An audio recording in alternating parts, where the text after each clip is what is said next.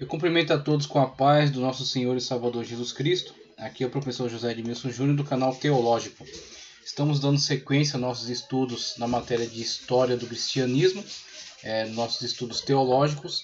E agora eu quero fazer a abordagem aqui de dois temas muito importantes, temas fundamentais para entender o desenvolvimento da história tanto da Europa quanto do Império Bizantino e também do mundo islâmico, que está agora interagindo, está crescendo, se expandindo, né? E vai logo levar a conflitos muito sérios, muito importantes, tanto com os países europeus, né, sob a liderança da Igreja Católica, quanto também do Império Bizantino ou do Império Romano do Oriente, que ainda permanece, só que está sendo duramente pressionado, tá ok? Num primeiro momento, antes da situação das cruzadas que irão abordar, principalmente esse aspecto desse embate entre o mundo islâmico e o cristão, vamos analisar também, conforme está em tela, a questão do cisma. Haverá aquilo que é chamado no nosso material, inclusive, de grande cisma, que é quando haverá o chamado cativeiro babilônico do papado, quando o Papa vai entrar em linha de colisão com o rei Filipe da França. Este vai marchar contra o Papa, vai aprisioná-lo e ele vai morrer pouco tempo depois, mesmo tendo sido liberto, e vai haver uma sucessão de papas que serão eleitos na corte que será levada para Avignon. Então agora o papado foi deslocado de Roma para Avignon. Isso não vai se sustentar muito tempo. As lideranças em Roma vão rejeitar e vai haver então a sucessão de papas simultaneamente, né? Vai haver a eleição de papas tanto em Roma quanto em Avignon e outras situações mais que vamos analisar. Mas no primeiro momento queremos falar entre o cisma ocorrido entre a Igreja Católica e a Igreja Ortodoxa, tá? Então, o cristianismo no Ocidente, em Roma, e o cristianismo bizantino, em Constantinopla.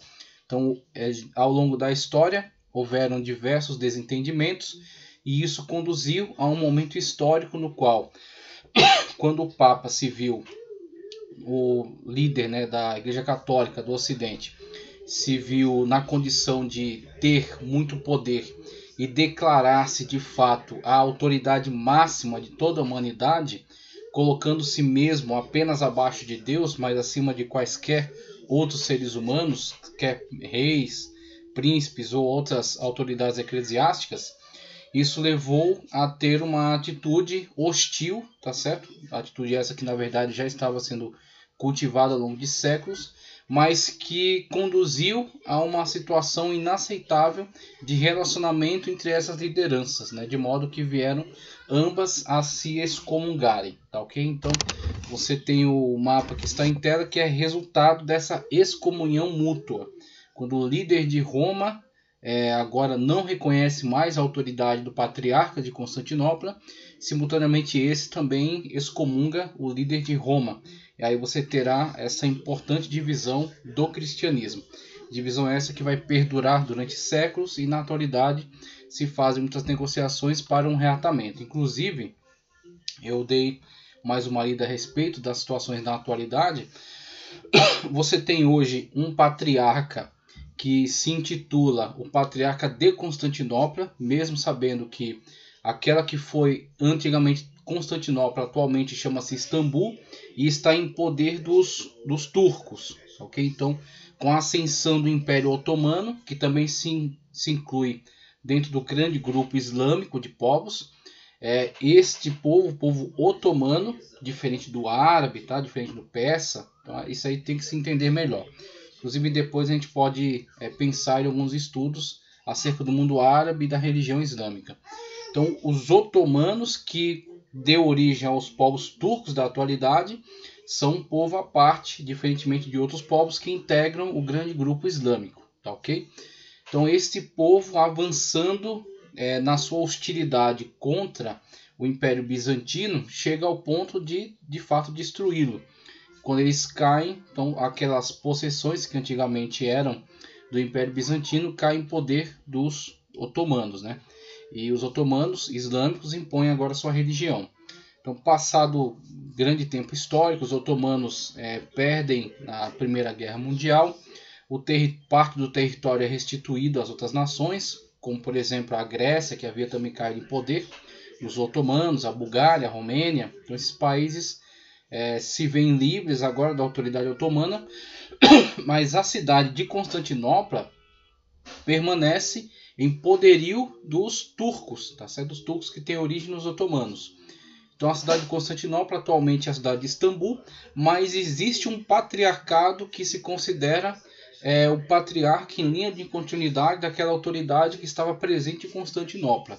Inclusive é dito um patriarcado ecumênico, que reúne os outros demais patriarcados, as outras organizações de igrejas ortodoxas nacionais. Então você tem um patriarca ortodoxo da Grécia, outro da Ucrânia, outro da Rússia, outro da Armênia, da Geórgia. Então lugares históricos tradicionais que têm uma linha de continuidade, uma história secular prolongada. E você tem esses patriarcas representantes dessas igrejas locais. E esse patriarca se entende um patriarca ecumênico. Inclusive ele tem tanto tentado reunir esses patriarcados, né, num grupo, né, num grande grupo de comunhão, bem como tem tentado interagir com outras religiões e até restabelecer uma aliança com o papado latino, com o Papa de Roma. Então ele tem interagido aí com o Papa, e isso na verdade desagrada a alguns desses patriarcas, inclusive o patriarca de Moscou, que na atualidade é um dos mais influentes, que está tentando de fato alçar influência sobre os demais, ok? Com apoio do governo russo.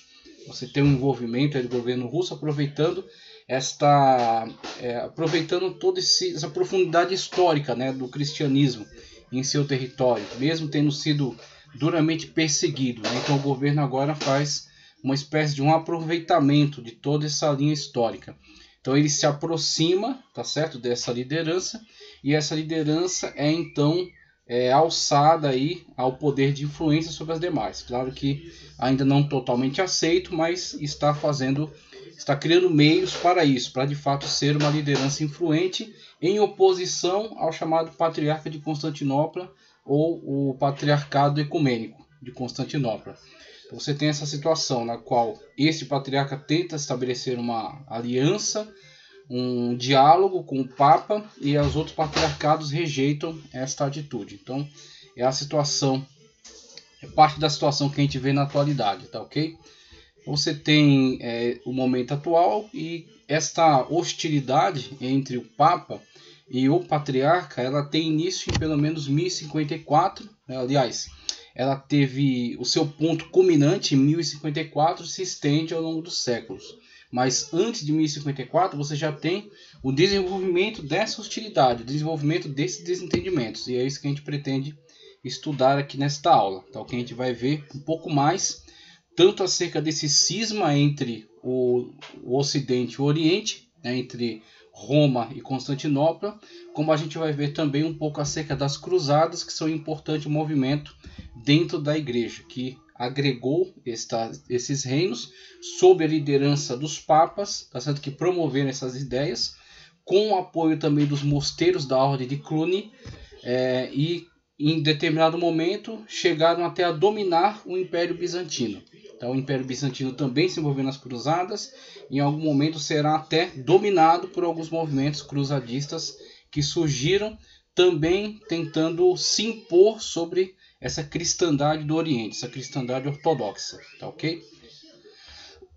Na primeira análise, vamos fazer a leitura da obra O Cristianismo através dos Séculos, né, conforme eu já havia falado, que ia trazer alguns conteúdos deste livro, que é muito interessante, muito importante, está organizado de uma forma muito didática, tá certo? Muito inteligente.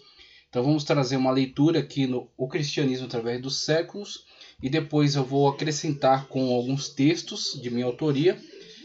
Quando eu fiz a análise acerca da reforma, eu retrocedi um pouco para mostrar o ambiente pré-reforma. Inclusive falei das cruzadas e falei dessa questão, não do cisma entre católicos e ortodoxos, mas falei um pouco acerca do grande cisma. Então vamos ler um pouco acerca desses textos e dar continuidade, fazendo também análise de um estudo muito interessante. Aqui eu vou trazer 2 estudos que eu fiz na internet, tá? E os materiais vão estar disponíveis aí para vocês, né, as citações, para dar a devida honra aí àqueles que produziram esses materiais e que ficaram excelentes. Acredito que vão nos trazer uma compreensão muito clara, muito didática acerca de como se deram tanto a questão do cisma, o desenvolvimento para o cisma, quanto a questão do desenvolvimento das cruzadas e o seu resultado, tá ok? Vamos primeiro para a obra O Cristianismo através dos séculos. Bom, vamos lá. A leitura está na página 179. O tópico diz a origem da Igreja Ortodoxa Grega, tá ok? Na obra O Cristianismo através dos séculos, uma história da Igreja Cristã, da editora Vida Nova. A Igreja do Oriente jamais conseguiu ser independente como era a do Ocidente. Isso conforme a gente já foi fazendo análise ao longo da nossa aula, tá ok? Desde o imperialismo eclesiástico, passando pela ascensão, né, do poder do papado latino, o poder do Papa na Europa, e agora estamos analisando aqui a partir da obra, tá certo, do Cristianismo através dos séculos. Primeiro porque estava diante dos olhos do imperador, no caso da Igreja do Oriente, né, a Igreja Ortodoxa Grega. Estava diante dos olhos do imperador. E segundo, porque tinha de competir com a tradição greco-romana da cultura que fora preservada no Oriente, ao tempo em que o Ocidente atravessava o caos cultural da Idade das Trevas. Após a queda do Império Romano, a Igreja no Ocidente não enfrentou nenhum grande rival político no trono imperial e ainda cresceu na luta que travou contra os problemas relacionados ao caos cultural que sucedeu à queda do Império. Então, isso conforme já vimos analisando, né, ao longo dessas aulas, você tem a discrepância dessas duas situações históricas, na qual a Igreja do Oriente, mesmo ficando sob a tutela daqueles que foram os sucessores desde Constantino, que para lá mudou a corte imperial, isso trouxe algumas vantagens, como por exemplo uma proteção direta sobre a estrutura eclesiástica que estava ali instalada. Só que por outro lado, esta mesma suposta proteção, na verdade uma proteção de fato, né, em alguns momentos foi também a sua limitadora, a limitadora do seu poder, a limitadora de sua influência, porque ali ele disputava forças com o próprio imperador, né, os próprios sucessores destes imperadores, e que muitas das vezes não estavam alinhados com a igreja. Em algumas circunstâncias até aderiram a certas heresias e causaram problemas para esses representantes da igreja local, que quando se opunham a essas lideranças eram terrivelmente massacrados, tá ok? Então você tem a igreja dividindo poder lado a lado com uma forte sucessão de imperadores que deram continuidade àquela administração que teve início com Constantino, tá ok? Enquanto no Ocidente você tem, como a gente já falou muitas vezes, aquele vácuo de poder. Inclusive alguns representantes do papado romano, quando buscaram algum auxílio também de Constantinopla, pagaram um alto preço por isso e viram a situação na qual estava submetida a Igreja do Oriente. Quando o imperador fornecia alguma ajuda aos papas, ele também, por outro lado, exigia total sujeição e exigia que todo o erário, né, toda a verba fosse destinada então à coroa imperial, que ia gerir então, a renda, né, e com isso controlar a igreja, inclusive limitar o seu crescimento, limitar os seus projetos, o seu desenvolvimento, né? Então limitar o seu poder. Então os papas logo viram que tinham que rejeitar esse tipo de auxílio, né? Então eles passaram a interagir diretamente com as novas cortes que estavam surgindo e que haviam posto abaixo o grande Império Romano e que agora estavam sendo cristianizados. Então eles enfrentaram essa tarefa de enviar missionários, mesmo com toda a violência que sofreram, mesmo com todos os riscos, né, que foram expostos. Eles conseguiram vencer essa tarefa de enviar missionários para estes povos, começaram um processo de cristianização, e quando isso veio a trazer resultados, os resultados foram extraordinariamente benéficos, chegando aí num processo histórico até o poder, né, que foi acumulado pelos papas, como por exemplo Inocêncio III, também Nicolau, que fez uso até de documentos falsos, né, para afirmar a sua autoridade. Mas Inocêncio III é sem dúvida o exemplo do poder acumulado no papado romano e a influência que a igreja conseguiu exercer sobre essas cortes desses povos bárbaros que foram agora cristianizados e receberam, né, esse elemento cultural transmitido pela Igreja Católica Romana. Então você tem o grande distanciamento histórico entre eles. Processos históricos muito discrepantes. Inclusive, que teve um âmbito muito limitador para a Igreja Ortodoxa do Oriente. As diferenças e causas da separação entre o Ocidente e o Oriente. Ao transferir sua capital para Constantinopla em 330, Constantino pavimentou a estrada da separação política e depois eclesiástica da Igreja em duas grandes seções. Teodósio deu a administração das porções oriental e ocidental do Império a diferentes chefes em 395. Então, desde lá já havia de fato uma separação. Não se entendiam como uma administração unida, né? Mas sim sempre administrações separadas. Com o colapso do Império Romano no Ocidente, na última parte do século V, essa divisão se realizou completamente. A Igreja no Oriente esteve sob a jurisdição do imperador, mas o Papa em Roma estava longe de ser submetido ao seu controle. Na ausência de controle político efetivo no Ocidente, o Papa tornou-se o líder temporal e espiritual. Vimos isso tanto na figura de Leão I quanto de Gregório o Grande, né? De fato, deixaram muito claro que o Papa estava extrapolando a alçada espiritual religiosa, estava de fato administrando, gerindo a situação política na região. E na verdade, foi necessário que assim o fizesse. Os imperadores, o Papa tornou-se líder temporal e espiritual em tempos de crise. Os imperadores eram quase papas no Oriente. E no Ocidente os papas eram quase imperadores. Interessante. Isso deu às duas igrejas uma perspectiva inteiramente diferente em relação ao poder temporal. O perfil intelectual do Ocidente também diferia do perfil do Oriente. O Ocidente latino era mais inclinado à consideração de assuntos práticos de administração e teve poucos problemas de formulação de uma teologia ortodoxa. A mente grega do Oriente se interessava mais pela solução de problemas teológicos em termos filosóficos. Então veja que cada um está tendendo para um lado. Enquanto um está adotando uma postura muito mais pragmática, voltada para o administrativo, para as questões práticas, uma vez que ele é gestor não somente, né, de questões da hierarquia eclesiástica ou da liturgia, mas ele é gestor da coisa pública, né? Gestor, né, de assuntos seculares, né? Tratando de negociar com invasores, tratando de organizar, né, as cidades, de administrar a lei, né? Então você tem de fato um governo que tende mais para o pragmático, enquanto no Oriente você tem uma tendência mais para o filosófico e o teológico, o especulativo. Então eles de fato deixavam a administração das coisas públicas ao imperador e a seus sucessores e a sua aristocracia, e eles cuidavam mais daquilo que era espiritual, né, e daquilo que era filosófico e teológico. Então vemos aí esses diferentes mundos, né, em que viveram essas duas diferentes gestões. A mente grega do Oriente se interessava mais pela solução de problemas teológicos em termos filosóficos.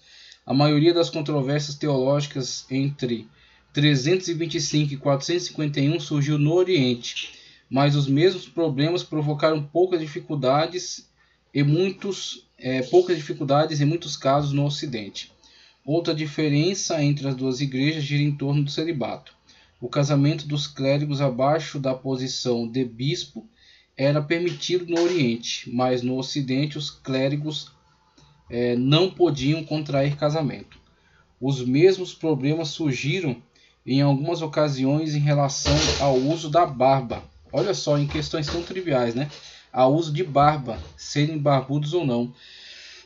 No Ocidente o sacerdote podia raspar a barba, mas no Oriente os clérigos tinham de mantê-la. E aí entra a questão de que no Oriente a questão é a obrigatoriedade da barba, né? E no Ocidente havia a permissão para se removê-la. E aí você entra também na absorção da cultura, né? Então o Ocidente está absorvendo parte da cultura dos povos com quem estão se relacionando. Então entra muito também dessa questão, né? dessa interação cultural, né? Cada um está interagindo com povos totalmente diferentes, com mentalidades diferentes, costumes, usos diferentes, né? Outra diferença entre as duas igrejas gira em torno do celibato, assim, que eu já li. No Ocidente, o sacerdote podia raspar a barba, mas no Oriente, os clérigos tinham de mantê-la. Além disso, o Ocidente destacava o uso do latim, enquanto as igrejas do Oriente usavam o grego. Isso ocasionalmente resultou em desentendimentos.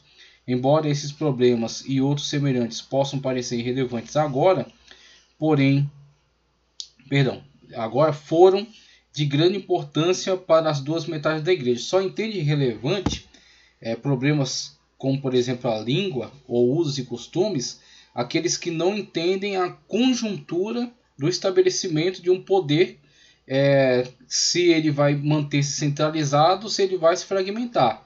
Ele só vai se manter centralizado se houverem entre os diferentes integrantes dessa organização, dessa instituição, coisas em comum.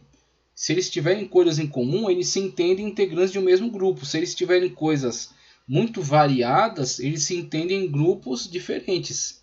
Então, se em todas as igrejas do Ocidente, quer na França, na Alemanha, na Burgúndia, na Espanha, né, em Portugal, nas Ilhas Britânicas, se em todos eles fala-se o latim, realiza-se o mesmo tipo de missa e tem esses mesmos tipos de usos e costumes, eles são um grupo, mesmo estando em países diferentes. E às vezes estando até em antagonismo, devido a estarem ligados, né, à política interna desses países. Mas eles se entendem um grupo. Agora, se em cada lugar permite-se a adoção de costumes que os fazem aproximar da cultura local e diferenciar-se como grupo, eles facilmente vão se desintegrar, vão se separar, vão se fragmentar. Porque eles não se enxergam como um grupo coeso, um grupo que está unido, que está unificado. Tá ok? Então isso é fundamental. E aí quando a Igreja Católica percebeu isso, tratou de unificar, obrigar mesmo essa unificação, tanto na questão da língua, todo clérigo usa só o latim, não interessa onde esteja, não interessa a língua local, ele usa o latim. E a missa tem esta forma. Então a missa foi dado a ela esse formato e ela segue em todos os lugares a mesma forma. E assim você tem a coesão dentro desse grupo. Só assim eles puderam manter essa coesão. Olha só. O sacerdote podia, isso aqui eu já li. Desentendimento, tá ok. As duas igrejas diferiam ainda em matérias teológicas. Em 867, Fócio, o patriarca no Oriente, acusou Nicolau I e a igreja do Ocidente de heresia, porque o Ocidente colocara a cláusula da filioque, e do filho, que o Espírito provém do Pai e do Filho, a cláusula filioque. Então eles acrescentaram isso ao credo, né? E isso para a mentalidade grega ortodoxa era uma heresia. Eles não conseguiam justificar essa ideia de que o Espírito provém do Pai e do Filho. Enquanto para o Ocidente isso foi uma demanda que era necessário se incluir. Isso foi imposto pelo seu poder, tá certo? Pela sua força. Então essa inclusão teológica deu-se pela sua força. A sua força política fez com que eles mantivessem esta inclusão. Mas a mente do cristianismo ortodoxo grego não admitia isso, não aceitava e julgou isso de fato ser uma heresia. Vamos lá. E a igreja do Ocidente de heresia porque o Ocidente colocara a cláusula filioque no texto do credo niceno. No Ocidente, os teólogos aceitavam a procedência do Espírito como vindo do Filho. O Oriente não aceitava essa interpretação. Então, uma série de controvérsias exasperou as relações entre o Oriente e o Ocidente. Com cada disputa, a hostilidade se acentuava. E aí você tem desentendimentos devido à língua, devido à cultura, devido ao pensamento, à teologia, à administração. Aí você vai vendo que, de fato, se consolida a ideia de que eles não têm nada a ver um com o outro. Então, torna-se uma consequência, né? A total separação. Com cada disputa e hostilidade se acentuava. Em meados do século II, o problema da data da celebração da Páscoa contribuiu para prejudicar as relações entre as duas metades da Igreja. Veja capítulo 8, página 88. Diferenças de opinião em relação a essa questão sempre tornaram difíceis as relações entre os dois grupos. A controvérsia iconoclasta, e aí a gente já discutiu também acerca disso, que no Oriente adotava-se o costume de ter representações dos apóstolos e de figuras importantes da Sagrada Escritura apenas como murais, né? Então eram figuras bidimensionais, né? Figuras que apenas estavam representadas em afrescos, tá, ok? Enquanto que no Ocidente adotava-se a construção de estátuas para representar essas figuras, as quais se prestava algum tipo de... eles não admitiam que fosse um culto, uma reverência, né? Mas sim apenas aliás, não um culto, uma adoração, mas apenas uma reverência. Então acreditava-se que prestava-se apenas reverência, apesar que na mentalidade da população era sim um culto. O povo de fato adorava aquelas representações, aquelas imagens. A controvérsia iconoclasta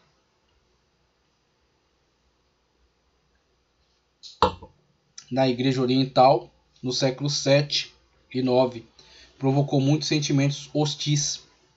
Em 726, Leão III, como imperador do Oriente, proibiu qualquer genuflexão diante de esculturas ou imagens. Em 739, ordenou que tudo, exceto a Bíblia, fosse removido das igrejas e destruído para limitar o poder dos monges e para refutar as acusações de idolatria feitas pelos muçulmanos. E aí eles têm no encalço deles um grupo religioso que surge com muita força e que rejeita qualquer tipo de veneração a imagens de escultura. Então isso causa também pressão neles. Então, em algum momento a consciência deles se viu acusada por muitos desses argumentadores islâmicos que os acusavam de serem idólatras, né, de fato serem pessoas que se prostravam diante de imagens como quaisquer pagãos que erigiam imagens a seus falsos deuses e veneravam essas imagens. Então eles, com esses críticos, né, no encalço deles, também rejeitaram de uma forma cada vez mais profunda a produção dessas estátuas. E aí você tem essa atitude também, né, essa postura também dos iconoclastas, né? Vamos lá. Exceto a Bíblia, essa tentativa de revivamento laico na Igreja Oriental gerou a clara oposição entre o clero paroquial e o clero monástico. No Ocidente, o Papa e até mesmo o Imperador Carlos Magno colocaram-se a favor do uso de símbolos visíveis da realidade divina. Essa interferência do Ocidente nos negócios da Igreja do Oriente aumentou o antagonismo entre as duas facções. A Igreja no Ocidente continuou a usar imagens e esculturas no culto. A Igreja no Oriente, entretanto, eliminou as esculturas, mas conservou os ícones, geralmente imagens de Cristo, as quais se devia reverenciar, mas não cultuar. Atitude que se deve a Deus somente. Aí o próprio autor aqui também já dá a alfinetada dele, né? Que nenhuma dessas atitudes é aceitável, porque apenas Deus deve ser adorado ou reverenciado. O povo do Oriente ressentiu-se bastante da tentativa do Papa Nicolau I, em meados do século IX, de interferir na nomeação do patriarca da Igreja do Oriente, embora tenha sido justificado por razões morais. Apesar de mal sucedido, sua interferência intensificou as más relações entre as duas igrejas. Uma vez que muitos no Oriente achavam ser isso um assunto exclusivo do Oriente, né, daqueles integrantes daquele grupo, da Igreja Bizantina, né, da Igreja do Oriente, Igreja Ortodoxa, intensificando assim as disputas entre as duas igrejas. O cisma de 1054. Em 1054, todas essas diferenças e todos esses antagonismos centralizaram-se em torno daquilo que parecia ser um problema menor. Miguel Cerulário, patriarca de Constantinopla entre 1043 e 1059, condenou a Igreja do Ocidente pelo uso do pão não levedado na Eucaristia. Pelo uso do pão não levedado na Eucaristia. Esse uso era uma prática que se disseminara no Ocidente e a partir do século IX, o Papa Leão IX enviou o cardeal Humberto, já falamos acerca dele na aula passada. Então você tem aí Bruno de Tula, tá certo? Que era primo do imperador Henrique III, tá certo? Do Sacro Império. Ele apoiado, né, pelo imperador, mas juntamente com Humberto e com aquele que veio a ser Gregório VII, tá certo? Esqueço agora o nome dele, Hildebrando, e juntamente com Hildebrando, peregrinou para Roma, foi aceito, foi aclamado pelo povo, então subiu ao papado como Leão IX. E agora você tem a situação na qual Humberto, um desses monges que estava junto com ele, que era inclusive o mais temperamental, o mais sanguíneo entre eles, foi enviado como representante até a corte, né, até a jurisdição da Igreja Ortodoxa Bizantina, e foi negociar com o imperador um meio de aplacar, né, de fazer com que o patriarca, né, se contivesse aí nas suas iniciativas contra o papado, iniciativas contra a doutrina, né, da Igreja Católica, e isso não teve um bom efeito, não teve um bom resultado e resultou, né, na excomunhão, na simultânea excomunhão entre eles. Vamos lá. Então ele fala aqui, Patriarca de Constantinopla condenou a Igreja do Ocidente pelo uso de pão não levedado. Esse uso era uma prática que disseminava no Ocidente, como eu já li. O Papa Leão IX enviou o cardeal Humberto e 2 outros legados ao Oriente para pôr fim à polêmica.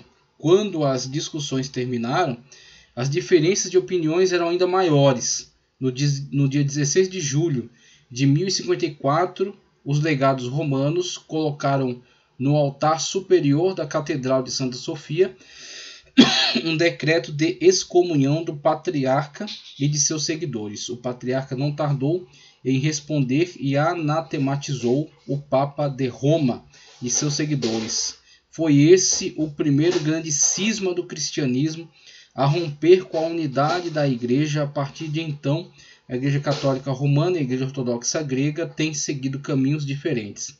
Essa mútua excomunhão só foi removida em 7 de dezembro de 1965 por Paulo VI e Atenágoras. Aí você tem, né, essa reaproximação entre eles que não é bem vista por todos os patriarcas, uma vez que a Igreja Ortodoxa no Oriente ela é fragmentada, ela não tem uma concentração de poder em torno de uma figura como é no Ocidente, até hoje. Então você tem diferentes patriarcas, representantes dessas diferentes nações locais, né? E você tem um patriarca que tenta fazer esse trabalho ecumênico de reunião desses grupos. Ele tenta de fato essa aproximação, mas os demais patriarcas, representantes das suas nações, não concordam, né? Na verdade, essa unificação ela é bastante artificial, bastante fraca. Ela não acontece na prática, tá? Consequências do cisma. Fala aqui, ó, qualquer movimento ecumênico se tornou muito difícil depois de amargos acontecimentos que separaram a Igreja do Oriente e a Igreja do Ocidente. O movimento ecumênico moderno, que visa a reunião das igrejas da cristandade, não tem apoio da Igreja Católica Romana e apenas um pequeno apoio da Igreja Ortodoxa Grega. O movimento tem sido fundamentalmente protestante. Nenhuma das duas igrejas deseja nenhuma igreja ecumênica, exceto em seus próprios termos. Embora a Igreja do Oriente tenha se disposto a conferenciar com as igrejas protestantes acerca da reconciliação. A separação excluiu a Igreja do Oriente de muitas das influências revitalizantes que fortaleceram a Igreja do Ocidente. O surgimento de cidades, nações e de classe média, afora os movimentos culturais da Renascença, da Reforma, não atingiram a Igreja no Oriente, enquanto a Igreja Católica Romana no Ocidente esteve sujeita a essas influências e se fortaleceu pela assimilação dos quadros favoráveis ou pela reação contra aquilo que parecia um perigo para Roma. A Igreja do Oriente engajou-se, porém, em algum tipo de esforço missionário nesse período. Boris, o rei búlgaro, adotou a fé baseada em Constantinopla em 864 apesar de terem sido Cirilo e Metódio os responsáveis pela conversão dos morávios ao cristianismo, estes, no final das contas, passaram por debaixo da jurisdição romana. O patriarca obteve mais sucesso com a obra missionária na Rússia. Uma princesa chamada Olga aceitou o cristianismo em 955 e influenciou seu neto Vladimir, 956 a 1015, e também se converteu em 988. Esse evento marcou o início do triunfo do cristianismo oriental na Rússia. Inclusive, é o cristianismo ortodoxo mais forte, o cristianismo russo, né, Igreja Ortodoxa Russa, que está inclusive engajado em tomar a dianteira como representante das demais igrejas ortodoxas da região, tá ok? Dado o sucesso, né, do movimento missionário aí na Rússia por parte da Igreja Ortodoxa, tá ok? A Rússia é a maior parte das regiões do leste e do centro da Europa seguiram o patriarca de Constantinopla. Os magiares também foram convertidos. O choque do islamismo do século VII e a perda de gente e de terras para os muçulmanos, junto com os 2 séculos de desavenças contra o uso de imagens, estagnaram o cristianismo no Oriente. Pouco mudou na igreja em termos ritual, administração ou teologia dessa época para cá. Por isso ela não tem tido a influência sobre o mundo que teve o cristianismo no Ocidente. Muito embora, no antigo período da história da igreja, tenha sido ela a líder na formulação teológica. Muito importante aí, né? Inclusive, alguns dados, algumas informações interessantíssimas com relação aos triunfos da igreja ortodoxa grega, tá certo? Da igreja que estava sediada em Bizâncio, no seu movimento missionário para o interior da Rússia e nos países do leste europeu, tá ok? Mas, como foi falado aí, eles se mantiveram mais isolados e não evoluíram, vamos dizer assim, com esse choque cultural que trouxe para a Igreja Católica Romana algumas modificações importantes e interessantes, e esse choque também com a Reforma Protestante que fez eles reagirem, né, a esta reforma e com isso modificarem e melhorarem em alguns aspectos. Então a Igreja do Oriente ficou mais congelada aí nessa forma. Mas mesmo assim uma igreja também muito importante que realizou um trabalho excepcional junto, né, a esses países do leste europeu e do interior da Rússia, tá ok? Então, com a leitura desse texto, quero passar agora para o estudo que eu realizei, tá certo? E colocar em tela aí para vocês, para que nós possamos também ter esse esclarecimento maior e compreender, né, a magnitude desse cisma. Então, conforme já foi lido o que está em tela, você tem, ó, cisma, separação, recusa, rejeição, tá certo? O endereço está acima aí daquele que foi responsável pela produção desse trabalho, desse material, tá? Recusa de sujeição ao sumo pontífice ou de comunhão com os membros da igreja, a eles sujeitos. Código de direito canônico, e aí você tem a cláusula aí do código, tá? O grande cisma do Oriente, então na perspectiva desse código, né? Então a rejeição à autoridade do sumo pontífice. Por quê? Porque o sumo pontífice se entende de fato a autoridade suprema do cristianismo. Então é do ponto de vista dele que está esse artigo aí. Que está esse artigo da lei aí do Código Canônico. Inclusive a produção de um direito canônico é a mentalidade do catolicismo, tá? do Ocidente, do cristandade do Ocidente. A cristandade do Oriente nunca pensaria em elaborar um código canônico. Isso não é do seu feitio. Grande cisma do Oriente, versão conhecida. Em 1054, Miguel Cerulário opôs-se ao Papa, que desejava que Roma fosse a mãe de todas as igrejas. Então, basicamente é isso.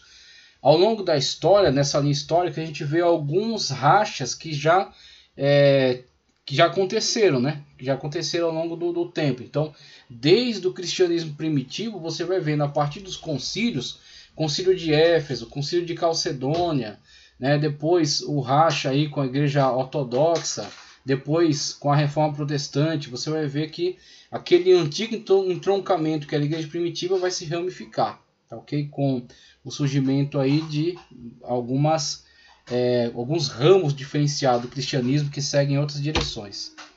Cisma ocorreu efetivamente em 1054, aliás. Porém, ele foi gerado ao longo dos séculos. 3 fatores essenciais. Distância cultural, como vimos, bizantinos e latinos, distanciamento cultural absurdo, Tá? Rivalidade entre os imperadores bizantinos e os papas. Então, ali no Oriente, os imperadores são fortes, a igreja fica sujeita e pensa somente em coisas teológicas. No Ocidente, imperadores fracos, tá ok? Roma caiu, o Império Romano do Ocidente caiu. Os novos reis que estão surgindo, né, ainda num caos, mergulhado num caos de disputas entre eles. A Igreja Católica é um elemento agregador, aglutinador, uma organização, tá certo? Uma hierarquia bem definida, com um conteúdo cultural absurdo, de séculos. Então agora eles vão ser colocados como árbitro entre essas cortes e vão ser de fato um representante, um referencial de cultura, um referencial de administração para eles. Então eles vão tomar a frente, eles vão ser em algum momento até superiores a certos imperadores, como a gente viu com Nicolau III. Césaropapismo, como é chamado, né? Questões teológico-disciplinares, o filioque, já citamos, pães asmos, também, né? Agravaram o problema. Celibato, que no Oriente, abaixo de bispo, era liberado o casamento. No Ocidente, nenhuma das hipóteses, o que criou uma onda extraordinária de promiscuidade. Então você proíbe, você tem muitas pessoas que não têm condições de viver uma vida de celibato, mas querem se engajar na vida cristã, eclesiástica, na hierarquia da igreja, nas funções, na liturgia. Só que eles não têm condições de viver o celibato, como Paulo mesmo deixou claro. Aqueles que podem ser como eu, não se casem. Vai ser um bem para a igreja, mas aqueles que não podem, então casem-se. E isso não impede uma vida eclesiástica, mas a mentalidade do Ocidente e todo o interesse político e econômico que estava envolvido fazia com que se impusesse o celibato. Isso era muito interessante, tanto para os imperadores, já falei em relação aos bispos, na questão das investiduras, um bispo administrando, né, ou um cardeal, tá certo? Administrando uma região, tá certo? De forma secular, tanto religiosa quanto secular, era uma grande vantagem para os imperadores, porque era uma gestão muitas das vezes muito eficaz e que ao final da vida não deixava herdeiros, retornava tudo para a coroa. Então você tem todas essas questões econômicas e políticas envolvidas com a imposição do celibato no Ocidente.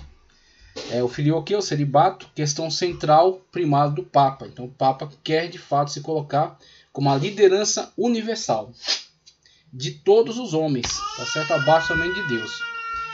Dedicação de Constantinopla em 330, distanciamento de Roma. Constantinopla agora a sede, tá certo? Então esse distanciamento, Roma fica largada às traças, enquanto toda a corte muda para Constantinopla.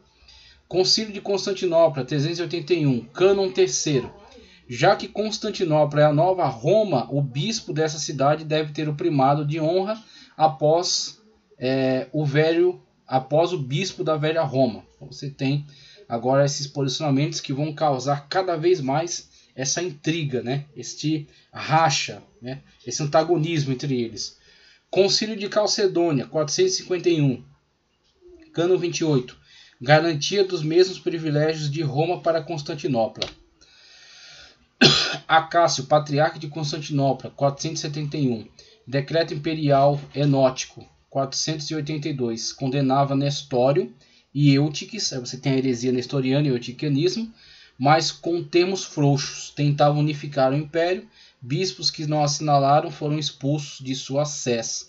Aí você tem grandes conflitos que surgem a partir desses concílios, tentando estabelecer o que era a doutrina, né, o que era conforme a ortodoxia bíblica, e que vai causar rachas, né? Então, alguns grupos não aceitam essas determinações e se mantêm fiéis aos seus líderes, a Nestório, a Eutiques, e isso para o imperador no Oriente causa um terrível problema, porque ele não pode ver esses contingentes se afastarem do seu domínio, né, da sua influência. Isso é perda de força, isso é perda de poder. Então, mesmo que a igreja tente estabelecer qual é a doutrina, existe todo um jogo político que também, né, precisa ser visto, precisa ser respeitado. E aí você tem, a condenação é feita, mas é um tanto frouxa, porque você tem que interagir também com os interesses políticos em questão. Papa São Félix, 483, 492, excomungou Acácio. Acácio excomungou o Papa. 483 você já tem esses problemas surgindo. Isso que vai se solidificar em 1054, em 483 já está sendo praticado. Já está tendo essas escaramuças, excomunhões, perda, né, dessa unificação. Essa unificação já não existe, né? Uma vez que houve o estabelecimento dessas duas cidades como duas forças, eles já estão desunidos desde o princípio. Papa São Hormisdas, 514, 523, e Imperador Justino. Aí você vai ter o Papa fazendo frente ao Imperador. Né? Não é nem a questão do patriarca, é a questão do Imperador. Porque o Papa é uma representação forte em Roma. Não somente religiosa, mas também secular, também política. Levaram Acácio a renunciar às suas ideias. Fórmula de Hormisdas obrigava a obediência ao Papa e afirmava privilégio de Roma. Controvérsia dos 3 capítulos. Oposição do Papa Vigílio. Segundo Concílio de Constantinopla. Monotelismo. Exílio do Papa São Martinho I. Terceiro Concílio de Constantinopla, 680-681. A situação em que o Papa ainda não tem tanto poder, não é ainda apoiado por fortes governos da Europa. Ele se opõe a expressões heréticas, tá certo, do imperador de Bizâncio, e o imperador que ainda exercia grande força sobre Roma vai lá e manda o Papa para o exílio e pega o seu auxiliar, corta a língua e a mão direita dele para que ele seja impedido de falar ou de escrever contra o Império Bizantino. Então você tem o imperador bizantino adotando essa heresia monotelista, Martinho se opondo e sendo então duramente castigado, duramente punido devido a isso. Então você tem grande força ainda de bizantino sobre Roma. A querela das imagens, o imperador Leão contra o culto das imagens, 725. Papa São Gregório II, São Gregório III se opuseram. O culto é dedicado à pessoa representada e não à imagem em si, a defesa que eles faziam. E os bizantinos já se voltando contra isso, já tentando impedir. E como eles veem força ainda para influenciar, para intervir em Roma, Roma ainda não é tão forte assim, eles querem impor. E é aquilo que a gente viu, os muçulmanos na cola dele, acusando eles de serem pagãos, de adorarem ídolos, como qualquer outro pagão. E eles já não tinham, né, toda essa... já não, de fato, não alimentavam essa cultura de construir imagens, e aí que eles rejeitam mesmo. Além de rejeitar, eles ainda se veem na obrigação de intervir dentro da corte romana e expurgar isso, tirar isso totalmente. É quando há essa grande rejeição, tanto de Gregório II quanto de Gregório III. E a justificativa que eles dão, né, que a adoração não é a própria imagem em si, mas a pessoa representada. Como se isso não fosse idolatria, né? Segundo o Concílio de Nicéia, 787, Carlos Magno se opôs ao concílio, mas a crise foi sendo resolvida. Santo Inácio, bispo de Constantinopla, deposto em 857. Fócio foi ordenado e nomeado. Imperador Fócio e Inácio recorrem ao Papa São Nicolau, que decidiu por Inácio. E aí você tem a virada de mesa. Quando o Papa agora começa a ter força, não somente para garantir-se no poder, tanto que chega ao ponto, quando tem a ascensão de Carlos Magno, e a igreja agora tem todo esse subsídio, esse apoio por parte desse grande império formado na Europa, o Papa nem consulta mais o imperador, né, de Bizâncio sobre a legitimidade da sua eleição, o que acontecia. Então, quando você tem a ascensão de Carlos Magno, isso nem mais é feito. O Papa se vê agora como uma autoridade à parte, suficiente, inclusive ele se vê no poder de coroar o imperador, de coroar os reis na Europa. E agora tem a virada de mesa. Problemas em Constantinopla, eles buscam o Papa como árbitro. São Nicolau entra como árbitro e decide em favor de Inácio, 863. Fócio excomunga o Papa. E aí, claro, Fócio não gostou, né? Motivos disciplinares, celibato, doutrinal, filioque. Então, sempre que precisava, eles tiravam da gaveta, né? O filioque. Ainda em 867, o imperador depõe Fócio e reintegra Inácio. O imperador de fato concordou com isso, gostou da decisão e quis manter então essa aliança, né, com o Papa, uma vez que o Papa estava no poder, por cima da carne seca já, né? Quarto Conselho de Constantinopla, 869-870, confirmou a situação, excomungou Fócio e o exilou. Fócio agora se lascou, né, com isso, uma vez que agora o Papa tem poder e o imperador está junto com ele. Santo Inácio morre em 877, Fócio é renomeado. Então a treta continua lá, principalmente porque mesmo o imperador fazendo essa aliança com o Papa e eles colocando sua força política para tirar Fócio, o povo de Bizâncio não gosta dessa interferência. Quando o Papa entra para interferir lá, eles rejeitam imediatamente. Eles não querem essa interferência do Papa de Roma nos assuntos deles. Eles entendem que tem que ser resolvido ali dentro, entre eles. Papa João VIII absolveu-o e confirmou o feito. Em 879, Fócio convocou outro sínodo, repetiu as acusações contra o Papa. O Papa não ratificou o sínodo e excomungou Fócio. Em 886, Fócio banido e Estevão nomeado. O Papa recusou-se a reconhecer Estevão, situação resolvida após a morte de Estevão. Reforçou o partido antipapal no clero oriental, ou seja, os caras não toleram mais o Papa de Roma, né? O povo agora está contra, né? O povo agora detesta essa interferência do Papa de Roma dentro dos assuntos da Igreja Ortodoxa grega, né? Igreja Ortodoxa de Bizâncio. Miguel Cerulário, agora a situação, né? A situação quando ela chega no seu cume, né? No ponto decisivo. Miguel Cerulário, patriarca de Constantinopla, em 1043. Partidário do clero anti-romano. Então subiu ao poder com este apoio, né? Com o apoio daqueles que eram antagônicos ao Papa Romano.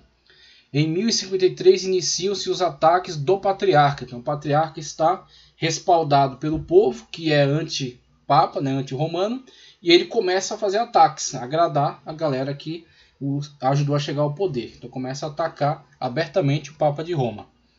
Carta do metropolita da Bulgária ao Papa Leão IX.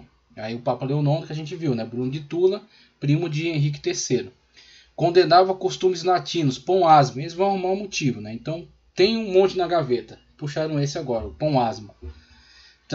Tratado escrito por um monge aos patriarcas orientais contra os pães asmos, jejum aos sábados e o celibato. Fechou igrejas latinas em Constantinopla. Aí a coisa fica feia, porque aí partiu para uma iniciativa, né, de uma agressão aberta. Fechou as igrejas que estavam sob a administração de Roma no território de Constantinopla. Ele vai lá e fecha com uma agressão aberta, né, contra os latinos. O Papa respondeu à carta diretamente para Miguel. Enviou 3 legados para resolver a questão, mas Miguel não os quis receber. Miguel declarou o cisma abertamente, removeu o nome do Papa de seu dítico. Os legados depuseram sobre o altar da igreja de Santa Sofia, que virou uma mesquita e agora se tornou como que um museu, um grande museu, na igreja de Santa Sofia, a bula de excomunhão de Miguel em 16 de julho de 1054. Tal fato selou o cisma. Cisma da igreja ortodoxa, igreja católica e igreja ortodoxa, grande cisma. Quarta cruzada, cruzados serviram para aumentar a divisão. Saque de Constantinopla em 1204, estabeleceram um reinado até 1261. E aí os caras, para contra-atacar, uma vez que eles estavam organizados, liderados pelos papas, tá certo? E imbuídos agora de poder, marchando contra a grande influência islâmica, eles aproveitaram e também se voltaram contra o Império Bizantino. Uma vez que viram oportunidade, invadiram e dominaram a região, tá, okay? Muito apoiados também pelo reino de Veneza, que estava olhando para a possibilidade de expandir seu domínio marítimo, porque você tem tanto o reino de Veneza quanto o reino de Gênova interessados principalmente nas rotas marítimas. Então você tem isso aqui, uma questão muito comercial ligada, não tanto uma questão religiosa, podia ser até por parte do Papa, mas em relação aos demais, uma questão muito comercial. Então, dominar Bizâncio, uma vez que tiver a oportunidade, né, e controlar toda aquela situação se beneficiando com isso. Tá ok? Tentativas de reunificação. Segundo o Concílio de Leão, 1264, legados cismáticos aceitaram a unificação temporária, filioque e primado do Papa, mas não foi bem aceita no Império. Em 1082 assume o imperador contra a unificação. Concílio de Florença, 1438-1439. Participação do imperador bizantino, do patriarca de Constantinopla e delegações de cismáticos. União fundamental em dois princípios. Unanimidade em questão de doutrina, respeito pelos ritos de cada igreja. Então, respeito, né, uma aproximação, mas cada um no seu quadrado. Ortodoxos revogam suas assinaturas. Diversas outras ao longo dos séculos. Declaração Conjunta Católica Ortodoxa de 1965. Ambas igrejas levantaram as excomunhões de 54. Paulo VI e Atenagros, como a gente já falou. Ecumenismo, que é defendido pelo patriarca, o chamado Patriarca de Constantinopla. Patriarca Ecumênico de Constantinopla, mas rejeitado pelos outros patriarcas, principalmente pelo Patriarca de Moscou, que está tentando assumir uma posição de liderança da Igreja Ortodoxa, tá ok? No mundo. Muitos decretos pós-Concílio Vaticano II buscando a unidade. União tem ocorrido paulatinamente, ritos orientais, aí você tem essa tentativa constante de fazer essa unificação, mas que não logra grande êxito, porque não é apoiada nem pelo catolicismo romano, que tem na figura do Papa o representante, o vigário, o líder de toda a cristandade. Eles estão imbuídos nessa ideia e não abrem mão disso, e os ortodoxos não aceitam essa ideia muito bem. Então a união não acontece. Para piorar, ainda vai ter outro racha, que é a Reforma Protestante. Aqui a história. Somente para fechar com essas informações, né, que vão resumir todo o contexto. Motivos do cisma. As relações entre Oriente e Ocidente por muito tempo se amarguravam pelas disputas eclesiásticas e teológicas, né, como foi colocado aqui. E o cisma, quando Miguel Celulário se tornou patriarca de Constantinopla em 1043, deu início a uma campanha contra as igrejas latinas. Aí vai ter o fechamento delas. Em 54, o legado papal viajou a Constantinopla para repudiar a Celulário, o título de patriarca ecumênico, e insistir, né, que reconheça a alegação de Roma de ser a mãe das igrejas. Quando você tem essas atitudes, tanto de Miguel Celulário, né, de querer ser o patriarca ecumênico, e do Papa querer ser o vigário de Cristo, líder de toda a cristandade, isso certamente conduziu a um choque entre eles e a separação que perdura até hoje, tá ok? Então, essa é a questão do cisma de 1054, que dividiu o catolicismo romano e o patriarcado grego, tá certo? Ou o patriarcado, a Igreja Ortodoxa grega ou a Igreja Ortodoxa do Império Bizantino, tá ok? Então, essa grande divisão de 54. Eu quero falar agora brevemente sobre as cruzadas, tá ok? Para encerrar essa nossa aula. Essa aula está ligada aqui ao grande poderio da Igreja Católica, então eu não poderia deixar de falar acerca desses temas. A gente tem discutido aqui acerca do zênite do papado, tá certo? Falamos sobre Hildebrando, né, que se tornou o Gregório VII. Falamos sobre Inocêncio III, tá? E a próxima aula vai ser sobre o declínio. Então, a próxima aula já vamos estar tratando do período em que vai ser vivenciado o declínio do poder papal, com o seu ponto, né, principal na figura de Bonifácio VIII. Bonifácio VIII, quando há o embate dele com o rei da França. Mas antes de falar do declínio, eu quero falar de alguns aspectos que estão relacionados aqui, ainda dentro da fase do engrandecimento, que foi tanto a questão do cisma, né, com o grande poder do Papa e a rejeição do patriarca, e a questão das cruzadas, que foram muito também organizadas, incentivadas pela influência que o Papa tinha junto às cortes. Porque as cruzadas foram um movimento necessário, tá certo? Foram uma resposta à agressão que partiu dos muçulmanos, que partiu dos islâmicos, que estavam numa marcha de dominação, tá certo? Invadindo territórios, inclusive estavam agredindo constantemente o Império Bizantino, que estava defendendo-se violentamente contra essas agressões, mas não se sabe até quando conseguiriam manter essa resistência.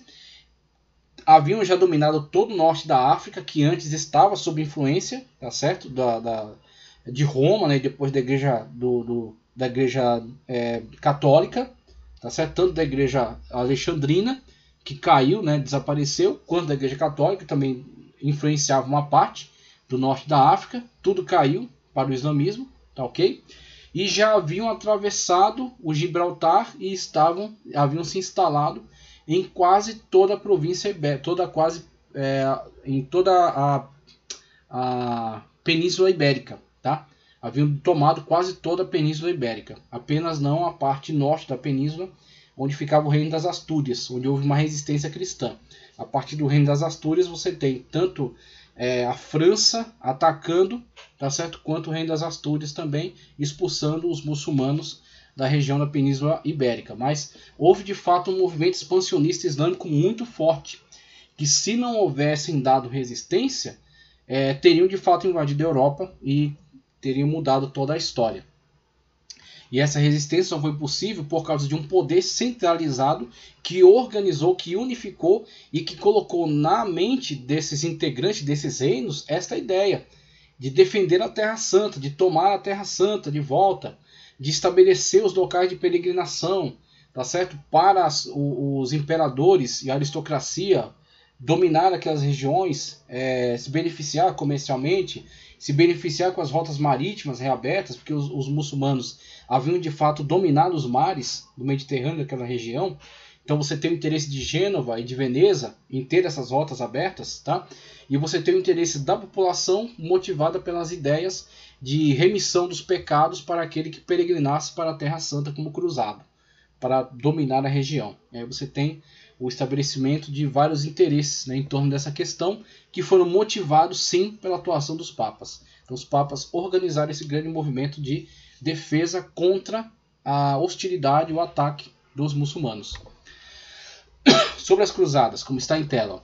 Cruzada é um termo utilizado para designar qualquer dos movimentos militares de inspiração cristã que partiram da Europa Ocidental em direção à Terra Santa, a cidade de Jerusalém, com o intuito de conquistá-las,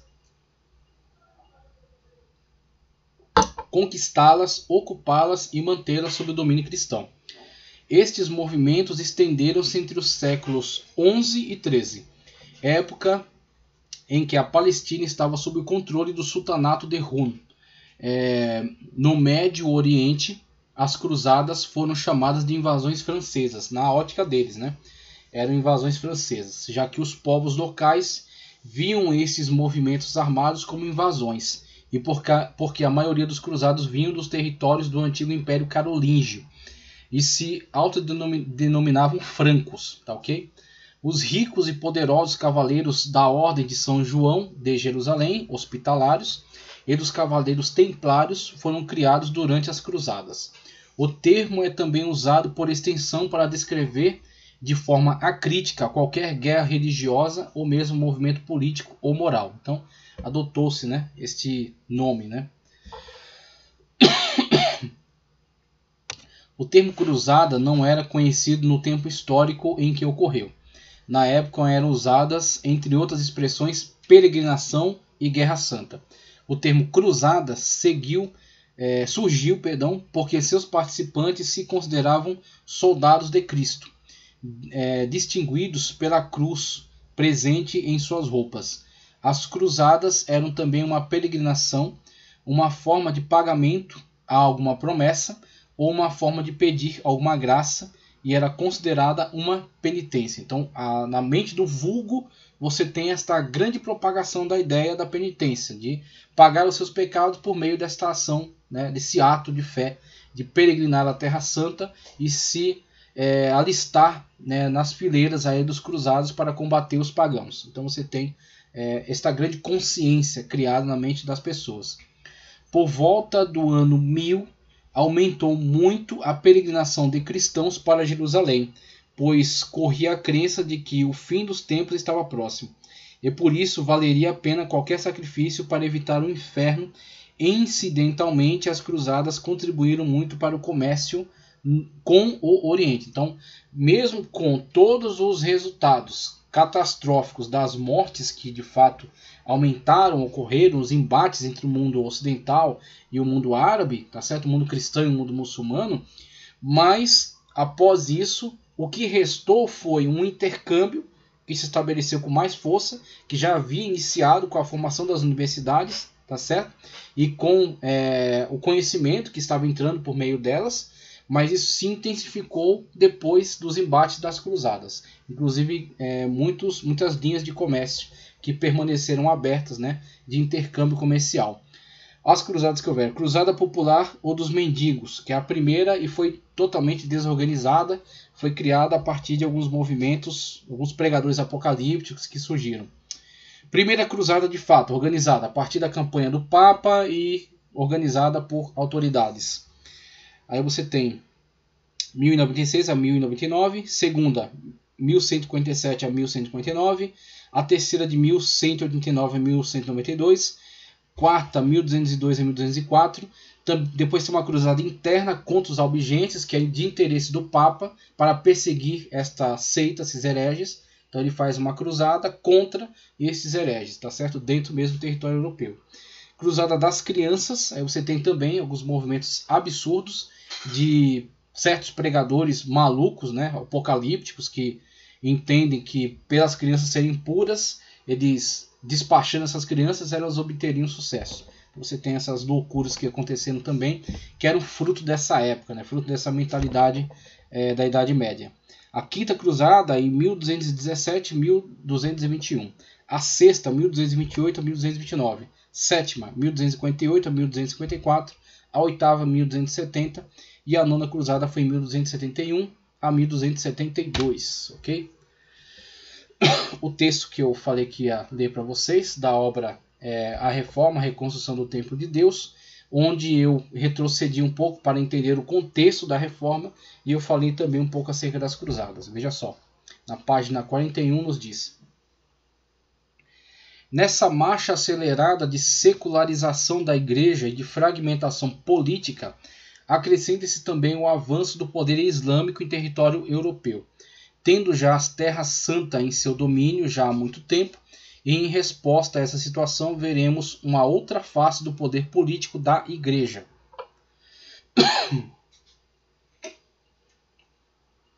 Com a organização das cruzadas. Somente por causa de um poder centralizador da Igreja foi possível a organização dessas cruzadas. Tá ok?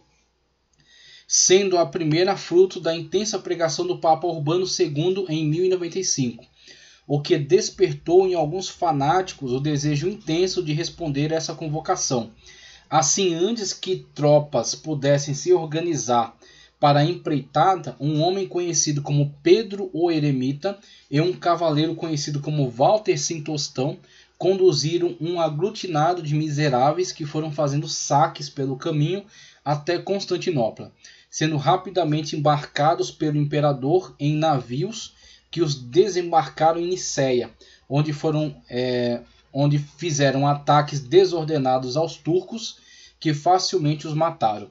Após seguiu-se a cruzada de fato em 1096, conduzida por Godofredo de Bouillon, e que conseguiu manter a Terra Santa sob o governo latino até 1087, quando então foi retomada por uma contra-cruzada empreendida pelo curdo Saladino, que inclusive aparece no filme acerca das cruzadas, muito interessante. Você tem Balian, né? Você tem esses personagens quase mitológicos, né, que estão interagindo ali naquele filme. E você tem Saladino também aparecendo aí nesse contexto. Saladino, então sultão do Egito. Foi nessa época que foram fundadas as associações cavalheirescas dos hospitalários, dos cavaleiros teutônicos e dos templários. As cruzadas. Você tem um mapa aí, né, com os trajetos, as épocas, tá ok? E o texto segue. Seguida a essa, houve a cruzada organizada pelo Papa Inocêncio III, o Papa mais poderoso, né? Com o maior poder na Europa, né? Maior poder aí na cristandade.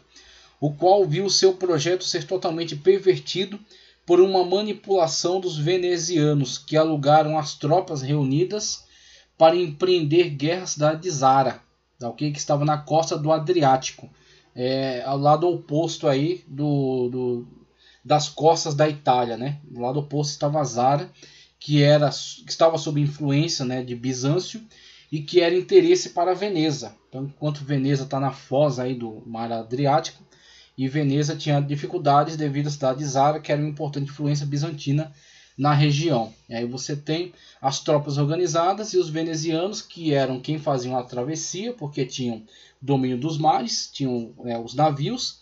Eles então alugaram essas tropas, eles acharam interessante, acharam vantajoso, alugaram-nas para atacar Constantinopla, atacar os bizantinos, para empreender guerra à cidade de Zara, uma vizinha rica no mar Adriático, que ameaçava seu comércio, e para invadir também o Império Bizantino. Então, solapar o poder bizantino, a influência bizantina na região, promovendo saque e destruição, e mantendo Bizâncio sob poder latino durante alguns anos. Assim tornou-se essa cruzada uma cruzada de cristãos contra cristãos. Aí perdeu-se totalmente o objetivo, a função da cruzada, que era combater os infiéis muçulmanos. Agora estão combatendo entre cristãos. Caso possam chamar-se cristãos, pessoas envolvidas em tais empresas. Seguida pela Cruzada das Crianças de 1212, que viu perderem-se de forma abjeta a vida de pelo menos 31 mil crianças alemãs que não foram embarcadas para a Palestina por tenros genoveses. Aí você vê a questão de Gênova e de Veneza, os dois dominando esses projetos marítimos, esse domínio dos mares. Vamos lá? Por terem os genoveses se recusado a tal loucura. E também 20 mil crianças francesas que foram levadas para a Tunísia, outro destino que tinha nada a ver com o objetivo das cruzadas, foram levadas para a Tunísia e para o Egito, onde foram vendidas. Vidas que foram perdidas aí, foram vendidas como escravas. A quinta cruzada foi empreendida por Frederico II da Hungria. E aí à frente agora está um imperador, está um rei, que por estar excomungado não obteve apoio, mas que conquistou o respeito dos sarracenos por causa de sua cultura e conhecimento da língua árabe e de sua ciência, assim obtendo controle sobre diversas cidades significativas à cristandade. A sétima e a oitava cruzada foi empreendida por Luís IX, que terminou por cair cativo, teve que pagar alta soma por sua libertação e, quando tentava uma expedição à Tunísia, morreu em consequência de uma peste. Mas esses são apenas alguns exemplos dos males que começaram a afetar o edifício da igreja, mas ainda aumentarão as suas rachaduras até que definitivamente precise ser desfeita e novamente refeita em conformidade com o projeto dado aos primitivos cristãos pela Sagrada Escritura, defendida por Cristo como a casa de oração contra os que pretendem dela fazer um covil de ladrões. Na verdade, exatamente as características de muitos que dela se apropriaram durante essa terrível época.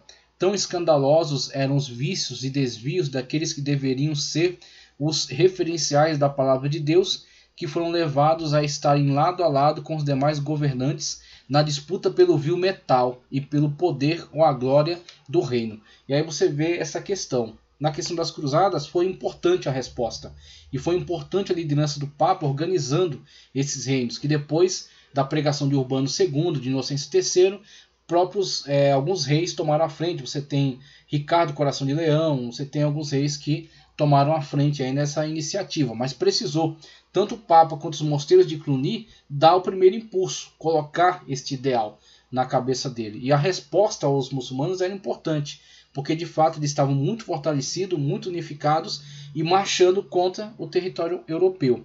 Mas por outro lado, a gente vê que esse engrandecimento desse poder, mesmo quando a gente analisou nas características da Igreja Ortodoxa, que esteve submetida aos imperadores de Bizâncio, e diferentemente do Papa, que tinha todo o poder e que disputava com os reinos acerca desse poder temporal também, e que em algum momento, como Inocêncio III, se viu como de fato o dominador de toda a raça humana, você tem com esse engrandecimento também um envolvimento com essa soberba, com essa arrogância, com essa ganância terrível, e a perda dos ideais cristãos, que aconteceu em relação à Igreja Católica Apostólica Romana. A perda total, da verdadeira função da Igreja, do verdadeiro propósito, objetivo da Igreja. Se perdeu de seu objetivo.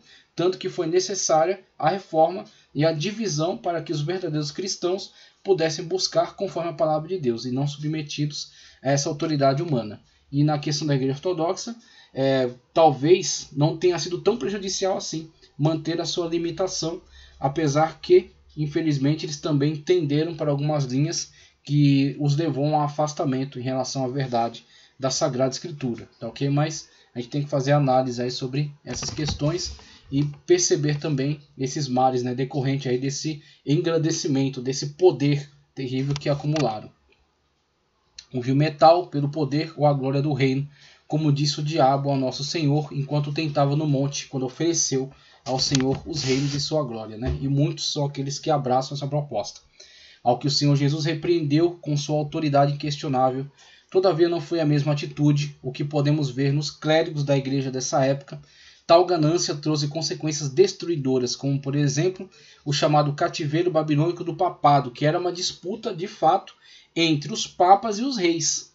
Então, devido a essas disputas acirradas, em determinado momento os reis de fato se rebelaram totalmente contra este administrador, contra este rei que estava em disputa com eles, entraram em campo de batalha e venceram. E quando venceram, trataram como trataria qualquer inimigo, qualquer adversário. Não respeitaram qualquer tipo de honra eclesiástica, uma vez que ele estava disputando no campo das armas. Então você tem essa questão, né? Onde o mundo pôde observar a sanha com que os homens tentavam manipular o poder eclesiástico em proveito próprio. E assim vemos o episódio em que o Papa Bonifácio VIII, depois de uma intensa disputa política com o rei Felipe da França, foi aprisionado por este em Anagni, na Itália, onde passava um tempo fugindo do verão em Roma. Foi o povo comum que, ao perceber o que estava acontecendo, se rebelou e conseguiu libertar o pontífice, que semanas depois veio a falecer, sendo sucedido por outro papa inexpressivo e de pouco tempo de governo. Inexpressivo, deixa eu ver aqui, e de pouco tempo de governo. Mas Filipe não estava satisfeito e em 1305 os cardeais franceses passaram a eleger seus próprios papas, que governavam de Avignon, às margens do Ródano, no sul da França. Por isso, nessa época, ficou Urbano em Roma e Clemente em Avignon simultaneamente, até que em 1409 os cardeais de ambos os lados, insatisfeitos com essa divisão, tentaram resolver a questão elegendo Alexandre V, decisão que não foi acatada por nenhum dos papas, que julgaram ilegal, e o concílio realizado em Pisa, na Itália. Assim, a igreja viu 3 papas simultaneamente requererem a autoridade sobre o trono de Pedro, né? Suposto trono de Pedro. Situação esta que ainda irá piorar em 1417, quando o imperador do Sacro Império Romano Germânico, aí você vê a interferência, né, do poder secular na igreja, a questão do Sacro Império Romano Germânico e seus representantes estarem tentando sempre interferir, né, na eleição dos papas. A gente viu isso com Leão IX, Gregório VII, foi de fato uma interferência, né, desses reis na cúria papal de Roma, ok? E tentará resolver a questão convocando um concílio apenas com representações nacionais e proporá a deposição dos 3 papas e a eleição de Martinho V, o que obviamente não foi aceito pelos demais, levando a cristandade à bizarra situação de ter simultaneamente 4 papas reclamando simultaneamente a autoridade. Não é a questão de que haviam 4 papas no poder, mas sim a questão de que aqueles que eram rejeitados não aceitavam. Aqueles que eram depostos não aceitavam isso, e sim intitulavam papas. Então, a questão é que esses papas, não somente 4, houveram outros antipapas, tá certo? E outros, tanto o Papa de Roma, quanto de Avignon, quanto o Papa que estava em Pisa, tá certo? E outro que foi eleito a partir daquele concílio convocado pelo Sacro Império Romano Germânico, tá certo? Martinho V. Então você tem a situação de que eles são tirados, né, são expulsos do poder, mas não aceitam. E aí fica então essa querela entre eles e essa descentralização do governo, nessa confusão. Mas isso, passada essa época, então resolveu-se, né, pela continuidade a partir, né, de Martinho V. E aí você tem, com a morte desse, um outro papa vai conseguir reorganizar a situação, tá ok? O papado em Avignon, no sul da França, né, para onde foi levado. O rei da França decidiu que os seus cardeais iriam estabelecer ali uma corte papal. Tal situação é ilustrativa da nociva mistura entre a Igreja e Estado e a destruição deste esplendoroso edifício que fora construído ao longo de séculos, como por exemplo no caso de Rodrigo Borgia, agora exemplificando, né, outras figuras que mancharam terrivelmente o nome da instituição da Igreja Católica Apostólica Romana, com seus pecados e sua devassidão aberta, tá certo? O seu péssimo testemunho em relação à cristandade. O Rodrigo Borgia, que eleito sob o título de Alexandre VI, levou para dentro do palácio de Pedro toda a imoralidade sexual e corrupção com que sempre se guiou ao longo da vida, sem contar com o acréscimo que se fazia com os crimes de seu filho. Por isso essa igreja não mais se sustentava e necessitava intensamente ser reconstruída. E não mencionamos outras tantas situações que vieram agravar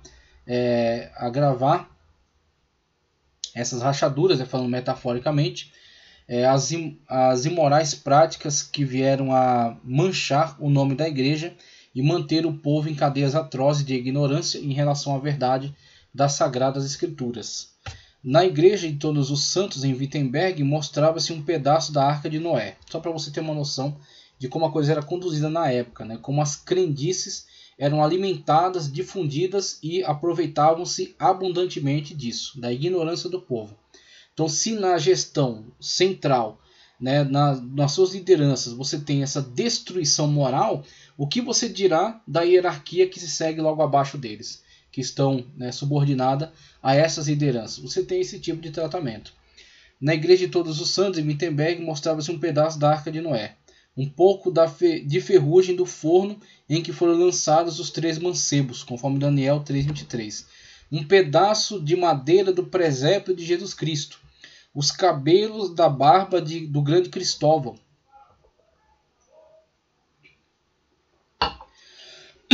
e 19.000 outras relíquias de maior ou menor importância. Em Schaffhouse mostrava-se o hálito de São José, que Nicodemos recebeu em sua luva. Em Württemberg encontrou-se um vendedor de indulgências dando saídas às suas mercadorias com a cabeça ornada com uma pena tirada da asa de São Miguel. Mas não era necessário ir tão longe buscar essas preciosas prendas. Os traficantes de relíquias, olha só, percorriam o país. Eles as vendiam pelas ruas, como mais tarde se fará com as Sagradas Escrituras, e as traziam aos fiéis em sua casa, para livrá-los do incômodo da peregrinação. Expunham-se com pompa nas igrejas. Esses mercadores ambulantes pagavam uma taxa determinada aos donos das relíquias e lhes davam um tanto por cento de seus lucros. O reino do céu havia desaparecido. Os homens o haviam substituído por um mercado vergonhoso. J. H. Merle de Albiné, História da Reforma, 16º século, volume 1, página 34, Casa Editora Presbiteriana, 1951. Tantos séculos de corrupção da igreja, lutas pelo poder, desprezo pela população e distorção da Sagrada Escritura só poderiam produzir tais danos à sociedade. A fé verdadeira pela qual os primeiros cristãos lutaram, até com derramamento de sangue e atrozes sofrimentos, estava completamente soterrada debaixo de uma imensa pilha de lixo depositada ao longo de séculos de produção de doutrinas heréticas defendidas ferrenhamente e até por meio de intensas perseguições e torturas realizadas pela Inquisição, como a gente já analisou, expressão do poder secular da igreja, a Inquisição, que fazia impor a sua visão de mundo. Tá, ok? Instituição que tratava de garantir que a vontade da igreja fosse imposta a qualquer custo, mesmo que lançando mão do poder civil, para empregar a pena capital, chamados autos de fé, onde muitos encontraram a morte dolorosa pela fogueira, quer fosse herege de fato, como no caso dos albigenses, ou cátaros, né, com os quais a igreja batalhou até dizimá-los entre 1209 e 1229, que foi uma das cruzadas, né, cruzada contra os cátaros. E outros cujo crime residia apenas em divergir da vontade da igreja. Então, eles se valiam do seu poder de forma ampla, de forma total, tanto para silenciar hereges, que de fato eram hereges, quanto para perseguir aqueles que, não sendo herege, apenas cobravam da igreja uma postura correta de acordo com a Escritura, mas eram reputados por eles no mesmo nível. e eram perseguidos com a mesma intensidade. E a igreja tentava silenciá-los a todo custo, porque havia de fato acumulado um poder absurdo e estava fora de sua alçada de poder. Não lidava apenas com questões de fé, mas lidava em dominar todas as situações. Vamos lá. E outros cujo crime residia apenas em divergir da vontade da igreja. Aí você tem Galileu Galilei, né? Você tem os valdenses, né? Pedro Valdo, você tem Savonarola, você tem aí John Huss, Wycliffe, né? Você vai ter todo aquele movimento da pré-reforma que a gente vai analisar logo. Estamos chegando próximo aí já dessa aula. Vamos lá. Deveria, mesmo que a divergência consistisse em cobrar desta mesma igreja o que deveria estar fazendo e não estava. Ou seja, cumprir as escrituras. Tais distorções corroeram profundamente as bases da fé popular, fazendo dela um monstro disforme que em nada guardava as características da genuína fé em Deus. Também um espírito profano tinha invadido a religião. As reminiscências mais sagradas da igreja, as épocas que chamavam mais os fiéis ao recolhimento e ao amor, eram desonradas por chocarrices e profanações inteiramente pagãs. As risadas de Páscoa ocupavam um lugar distinto nos atos da igreja. Devendo celebrar-se com alegria a festa da ressurreição de Jesus Cristo, procurava-se nos sermões tudo o que pudesse excitar as risadas do povo. Tal pregador cantava como um cuco, outro arremedava um ganso, um arrastava ao altar um leigo revestido de um hábito, este recitava as histórias mais indecentes, aquele contava as peças pregadas por São Pedro, e entre outras, como em uma taverna enganou o taverneiro não pagando sua parte. O baixo clero aproveitava a ocasião para ridicularizar seus superiores.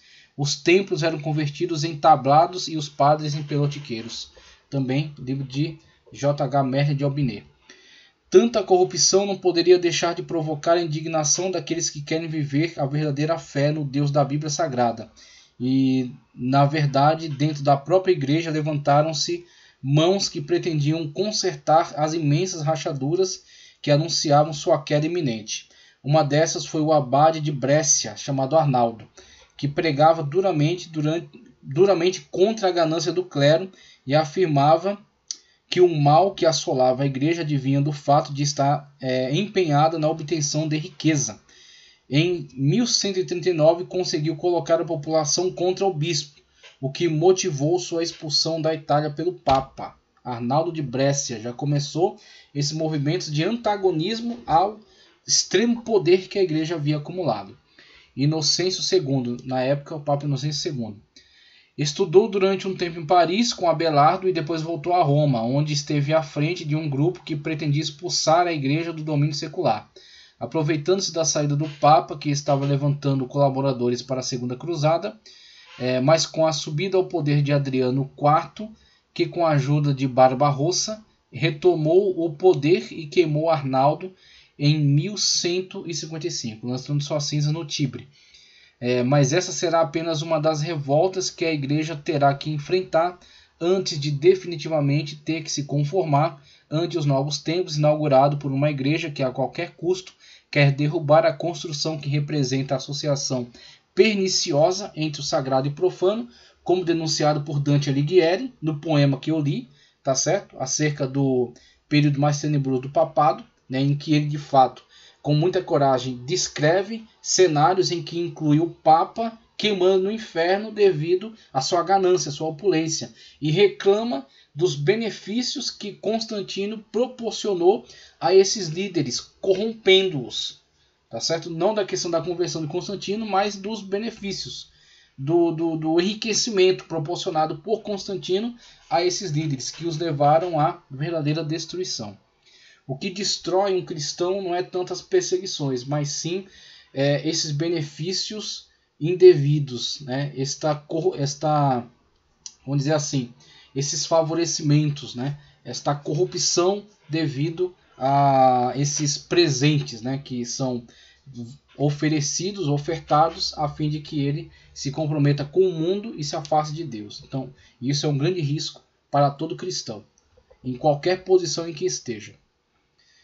Vamos lá. a associação perniciosa entre o sagrado e o profano e retomar a reconstrução desta desde as bases, seguindo fielmente as diretrizes com as quais o Senhor construiu a sua igreja. E você tem a imagem do obelisco, que é um símbolo pagão encravado no meio, tá certo, da Praça do Vaticano. É a Basílica de São Pedro, de frente a ele, tá ok? Então, com isso, você tem esses fatos que descrevem, né, a questão do grande poder acumulado pela igreja, suas iniciativas na cruzada, a necessidade das cruzadas, mas também este acúmulo desse poder, dessa influência que o levou depois ao embate contra importantes reis e que levaram de fato ao caos, à destruição, né, dentro da própria igreja. E aí, colocando aqui esse estudo para fechar nossa aula, para a gente memorizar, tá certo, todos aqueles eventos que colaboraram e que marcam, né, o desenvolvimento dos movimentos da cruzada, as diferentes cruzadas que houveram, né? Então, primeiro, fatos históricos, conforme está aí produzido pelo autor, que está sinalizado acima. O Oriente cristão era lugar de peregrinações, então haviam já peregrinações que ocorriam de forma comum, tá ok? Então vão se intensificar depois, mas já havia peregrinação. Em 637 o Islã conquista a Palestina, então já a ascensão do Islã e o domínio sobre a região.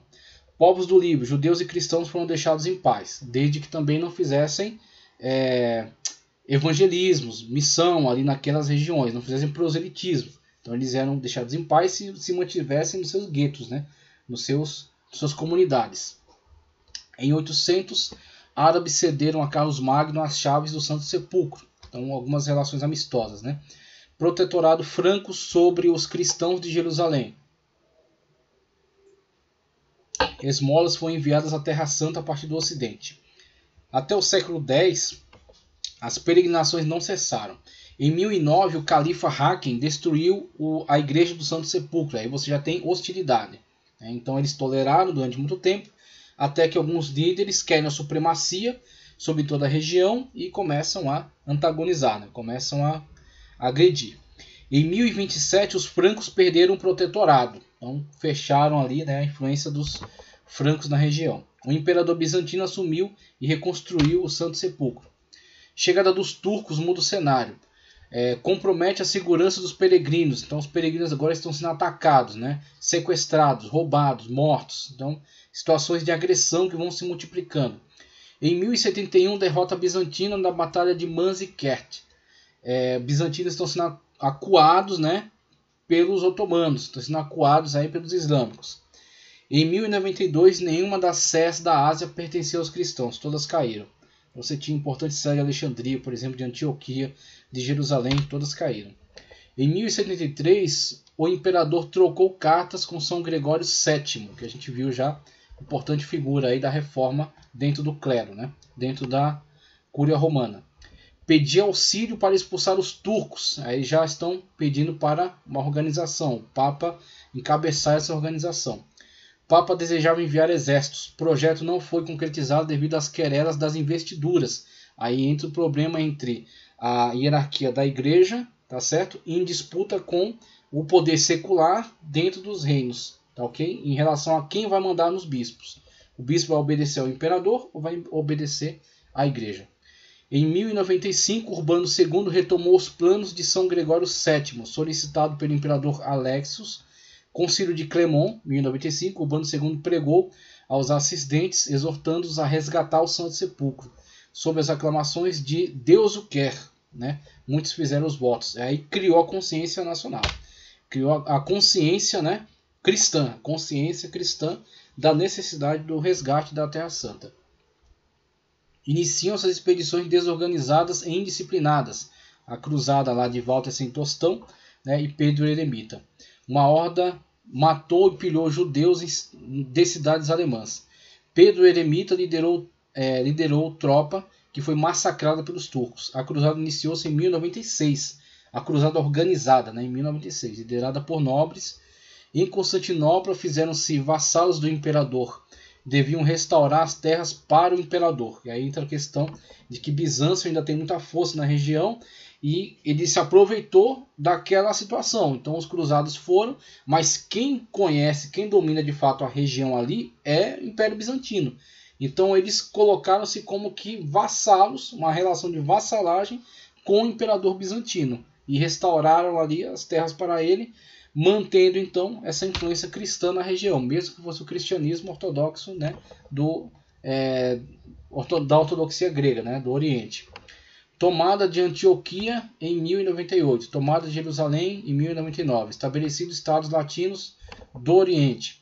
1144, queda da cidade de Edessa. Eugênio III convoca a Segunda Cruzada. São Bernardo convence Luís VII da França e Conrado, Sacro Império, em 1146. Então, somente um papa, né, para reunir essas duas forças antagônicas, né, o Sacro Império Romano-Germânico e os francos, numa iniciativa só. Derrota em Damasco em 1148. 1169, Saladino assume o poder do Egito.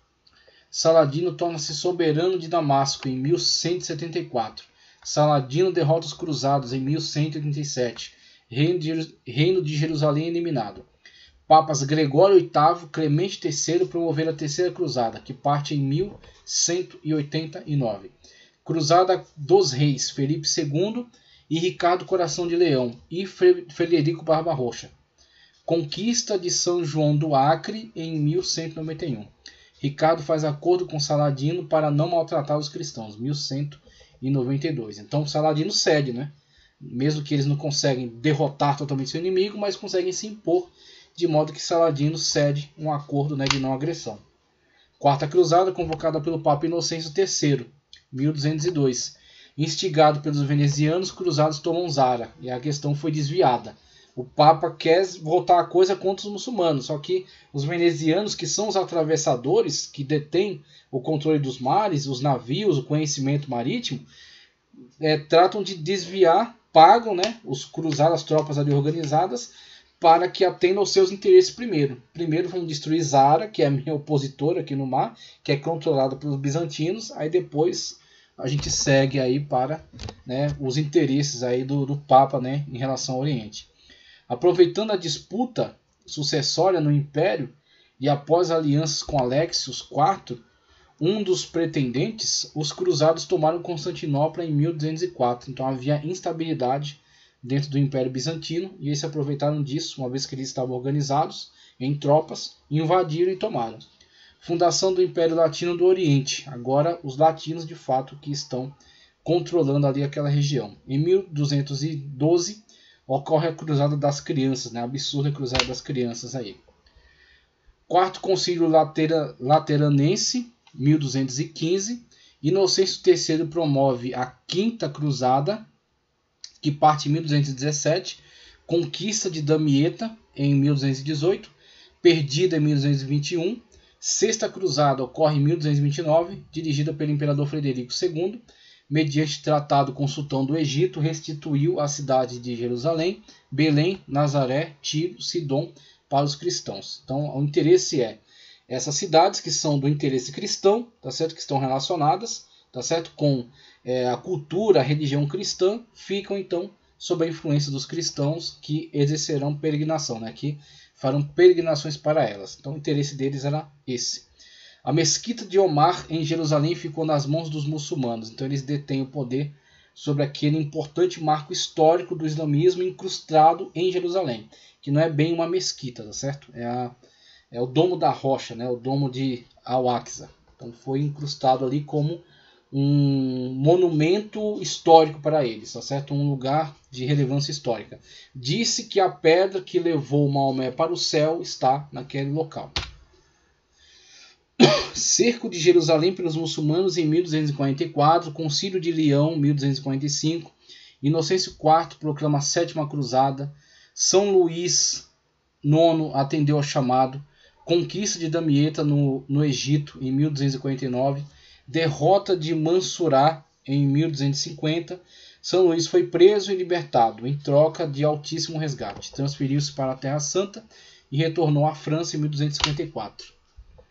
Muçulmanos iniciam novos ataques aos cristãos. Destruição da Igreja de Nazaré, 1263. Conquista de Cesareia de Jaffa, 1265. Captura de Antioquia, 1268. E aí você tem essas situações. Os reinos latinos, eles iam, tá certo? Afastavam a influência islâmica ou faziam acordos, estabeleciam alguma influência na região e voltavam. Eles não tinham interesse em permanecer ali, em colonizar, em ficar por ali. Então por isso que você tem essa conquista, mas pouco tempo depois ela cai. Os muçulmanos reconquistam. Porque as grandes lideranças dos reinos cristãos não têm interesse em ficar na região. Então eles vão, batalham, tomam e voltam para suas casas. Aí passado um tempo, a administração local não consegue resistir. E os muçulmanos vão e retomam, conforme a lista que está aí. Captura de Antioquia, 1268. 1261, os gregos reconquistam Constantinopla. O entusiasmo pelas cruzadas arrefeceu. A oitava e última cruzada, 1267. São Luís e seus três filhos fazem os votos. 1270, desembarcam em Tunis, na África do Norte. Após 2 meses, São Luís morre vitimado por uma praga. Seguiram-se ainda outras expedições. Ok? Mapa das cruzadas. Aí os trajetos realizados. Tunis, né, para a qual o chamado aí São Luís e seus filhos se dirigiram. As cidades, né, aí no Oriente Médio, que é o de interesse, tá certo? Dos reinos latinos, do cristianismo ocidental e também de Bizâncio, Antioquia, Nazaré, Tiro, Jafa, Acre, Jerusalém, a principal, e Belém, tá ok? Então locais para onde sempre se fizeram peregrinações. Você tem acima Nicéia, importante cidade aí para o Império Bizantino, principalmente Constantinopla, a sua capital, tá ok? Aí no mapa você também vê Veneza e Gênova, que eram as duas grandes nações marítimas. Então os cruzados dependiam delas para fazer as travessias. Você tem Marselha, o importante porto de onde saíam, e Veneza também, tá ok? Lyon, importante cidade dos francos, Londres, tá ok? E Lisboa, tá certo? Um ponto também aí para aquele que vinha de Londres, tinha que fazer toda essa traçar, né, toda essa rota marítima, e um importante ponto de reabastecimento era Lisboa, tá ok? Então com isso encerramos essa aula que está ligada ao período de engrandecimento do papado latino, tá certo? Do Papa, poder do Papa na Europa, da Igreja, e aí com essa expressão vimos a divisão, o cisma entre a Igreja Católica Romana e a Igreja Ortodoxa Grega, tá ok? Então cisma de 1054, e também analisamos acerca do movimento das Cruzadas, que foi uma resposta às agressões, tá certo? Da expansão islâmica, e o poder do Papa em organizar estes reinos para colocá-los engajados no mesmo propósito, que é a libertação da Terra Santa. Então acredito que era fundamental, numa história do cristianismo, abordarmos tanto o cisma católico ortodoxo quanto o movimento das cruzadas. Passado isso aqui, a gente dá sequência falando acerca do grande cisma, que agora é o cativeiro babilônico do papado, né? O cativeiro do papado, quando ele se enfraquece devido à disputa com o rei da França, tá ok? Então essa abordagem ficará para a próxima aula. Eu agradeço a você que permaneceu até aqui acompanhando a nossa aula. Que Deus continue abençoando poderosamente a sua vida, tá certo? Curte o vídeo, compartilha, inscreva-se no canal e chame mais pessoas para se engajar conosco nessa jornada de conhecimento bíblico e conhecimento histórico também relacionado ao cristianismo. Muito obrigado, fique com Deus.